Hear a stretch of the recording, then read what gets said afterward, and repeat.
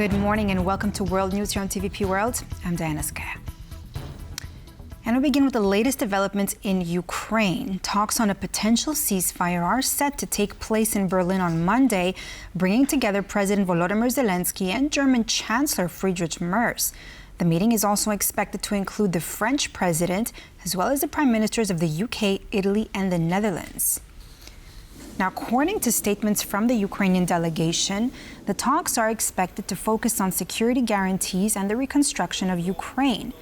The summit comes just a day after the Ukrainian president met with U.S. President envoy Steve Witkoff and President Trump's son-in-law Jared Kushner. According to Witkoff, Sunday's talks resulted in, quote, significant progress.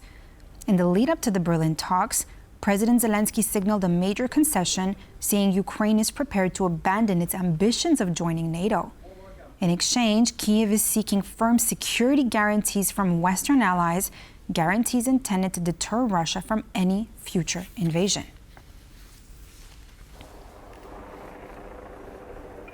Ukraine's Donbas region is not Putin's endgame, said EU Foreign Policy Chief Kaja Kallas ahead of a meeting of EU foreign ministers in Brussels on Monday. Kallas stressed that Ukraine needs real troops, not promises to halt the Russian advance.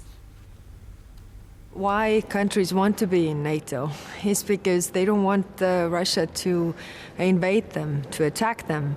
And that's why, Sweden and Finland joined NATO. That's why the Baltic states joined NATO, to have this defense umbrella, really. Now, if this is not in question, or this is out of the question, then we need to see what are the security guarantees that are tangible.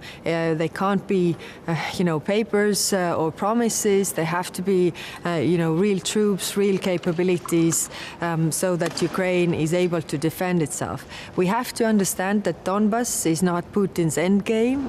If it gets Donbas, then the fortress is down, and then they definitely move on with taking the whole of Ukraine. And if Ukraine goes, then other regions are also in danger. We know this from the history, and we should learn from history. Roland Freudenstein, the co-founder of the Brussels Freedom Hub, says ensuring strong Article 5-like security guarantees will be a difficult but a crucial step for Ukraine to achieve a long-lasting peace, which the Budapest Memorandum failed to provide. Let's listen. That's precisely what Zelenskyy has set out to prevent. Another Budapest, another empty set of promises of security that then doesn't materialize when push comes to shove. So he's trying to get security guarantees from the United States, Article 5-like, they're called, so that the US would have to intervene in some way if Ukraine gets attacked another time. And I think that the demand of the Europeans and the Ukrainians is very much that there will be European boots on the ground in Ukraine.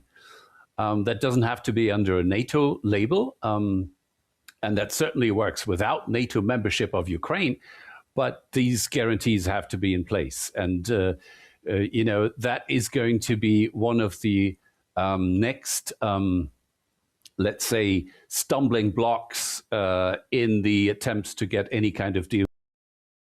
And now on to news from Belarus. Nobel Peace Prize laureate Aleś Bialiatski has given his first interview since his release from a Belarusian prison on Saturday. The human rights activist pointed out that while the Lukashenko regime is freeing some political prisoners, repressions continue, with new detainees quickly replacing those released. Even if the situation didn't reach the point of torture, as in my case, we can definitely talk about inhumane treatment, about creating conditions that violate your integrity and some kind of human dignity. Despite the fact that prisoners are being freed right now, new people regularly end up behind bars. Some kind of schizophrenia is taking place. With one hand, the authorities release political prisoners, and with the other, they take in more prisoners to trade to maintain this abnormal situation in Belarus. I very much hope for international solidarity, for continued pressure on the Belarusian regime, because the authorities in Minsk only listen to these arguments, the arguments of a strong position. And our task, my personal task, of course, is to strengthen this position with the prospect that we will eventually have the opportunity for the normal development of the Belarusian people and Belarusian civil society, if not today, then tomorrow. The majority of Belarusian political prisoners freed by Minsk on Saturday have been transferred to Ukraine. In a recent interview with TVP World, Frana Kwiaciorka, the chief advisor to Belarusian opposition leader Svetlana Tikhanovskaya, said he believes that Lukashenko chose Ukraine over an EU country due to the ongoing Belarus-EU migration crisis. Kwiaciorka also stressed the key role of neighboring countries, particularly Poland, which he said understand the complex political dynamics behind the deal. President Zelenskyy told that Lukashenko didn't want to send prisoners to the European Union because he has conflict, the migration crisis, the air balloons sent to Lithuania, and probably Lukashenko thought it would be useful to send them to Ukraine and to build some relationship with Ukraine. I'm speculating here, but of course it was not something that was prepared in advance. Neighbors, countries like Poland, Lithuania, Latvia, they're the most supportive because they're nearby. They understand that the democratic opposition of Belarus, they can change the situation and Belarus can become a European predictable country, because under Lukashenko it will be always threat. But when you go far, when you go to the Western Europe, Southern Europe, or other continents, not many people know what is Belarus, why it's important. Of course, when Russian-Ukrainian war has started, many people looked at the map and they saw that Belarus is the key element of this geopolitical puzzle. Between December 15 and 18, residents of Poland's Mazovia province may hear emergency sirens. According to local authorities, the exercise is intended to ensure the proper functioning of warning systems and their internal responses. Now, during the drills, emergency warning sirens will sound for a minute at a time, indicating the announcement and withdrawal of an alert. Now, if you are in Poland and happen to be in the area and hear the sirens, do remain calm as they do not indicate any threat. A text message alert was sent out by the Government Center for Security, warning that this will be part of the Sirena 25 exercises. Local police reported on Sunday that suspected drone debris has been discovered in Poland near the border crossing with Belarus and Ukraine. A man walking through the forest near Żelizna in the Radzin county, close to both the Belarusian and Ukrainian borders, reported discovering parts of an object resembling a drone. Local police say the find was reported around 1 p.m. on Sunday, and emergency services were dispatched to the scene. Investigators are now examining the object, but have not yet confirmed the drone's origin. Polish private broadcaster Polsat News reported that the object may be linked to the events which took place on the night of September 9 and 10, when several Russian drones were reported to have violated Poland's airspace.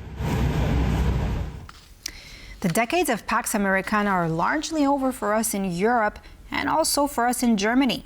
These were the words of German Chancellor Friedrich Merz during his address at the Christian Social Union Party Congress in Munich. His remarks reflect growing concern in Berlin that efforts to build a close working relationship with the current U.S. administration have fallen short. It also comes in the context of the newly refreshed U.S. national security strategy, widely seen as a marking Washington's shift away from the old continent. This is the end of the world as we know it. German Chancellor said it clearly to his party colleagues that the US is now laser-focused on its own interests, regardless of its European partners. Dear friends, the decades of Pax Americana are largely over for us in Europe and also for us in Germany. It no longer exists as we knew it, and nostalgia is of no help here. Merz tried to win Trump over at first. You speak English, because you speak such good English, is it as good as your German, would you say? Do you feel more comfortable? No, it's not my mother tongue, but I try to understand almost everything and to speak as good as I can. Very good. And early on, hopes were on the rise, officially. I very much hope that we will be able to cooperate closely, openly, and with good colleagues from both sides of the Atlantic. But hopes aside, Germany has been practicing realpolitik for a while now. So I think everything Mr. Merz has done since winning the elections, he's preparing Germany for the worst-case scenario in which it will have to protect its interests. Merz's first step, allowing the government more wiggle room in terms of security spending, was loosening the debt brake in March this year. Major defense investments followed, including an ammunition plant in Lithuania, a €4 billion contract for Israeli interceptor missiles, and an almost 5,000-strong contingent on the Suwałki Gap. If the US withdraws from Europe completely, terminating the Pax Americana it has been nurturing since the end of World War II, the new order could see new old great powers emerge.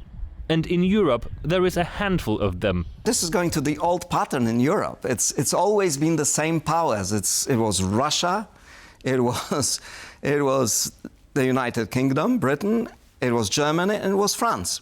But the return to this old pattern means that countries outside the world power club are bound to fare worse. Paweł Trzaskowski for TVP World. Now to some sad news from Hollywood. Accomplished director Rob Reiner and his wife Michelle have been found dead in their California home. The news was confirmed by Los Angeles Mayor Karen Bass. LA homicide detectives are on site conducting an investigation. According to reports, a family member found the deceased couple and called emergency services. California Governor Gavin Newsom released a statement saying he and his wife are, quote, heartbroken by the tragic loss. This was echoed by countless tributes that poured in from Hollywood. Reiner directed some of cinema's classics such as Stand By Me, When Harry Met Sally, Princess Bride, and A Few Good Men. At the time of their deaths, Rob and Michelle were respectively 78 and 68 years old.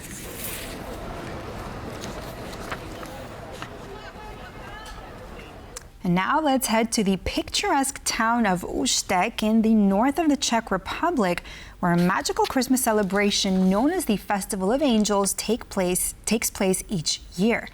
Every December, 3 angels glide down zip lines into the town's main square, bringing smiles to everyone watching.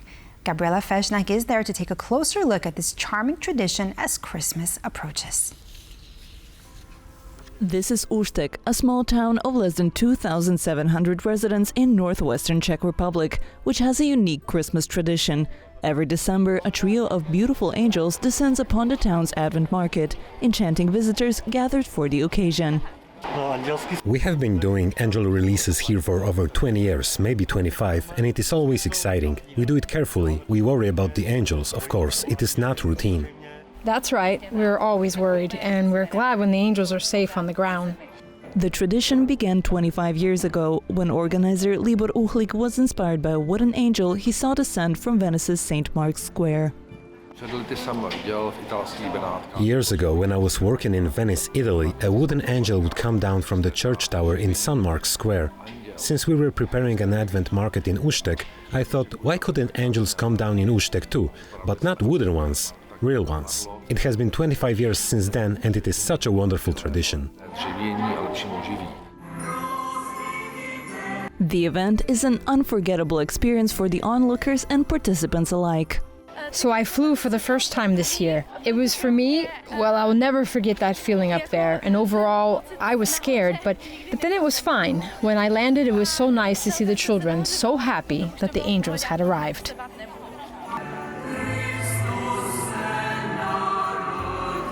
The descent of the angelic trio is the true cornerstone of Ústec's Advent market, ushering in the Christmas spirit every December.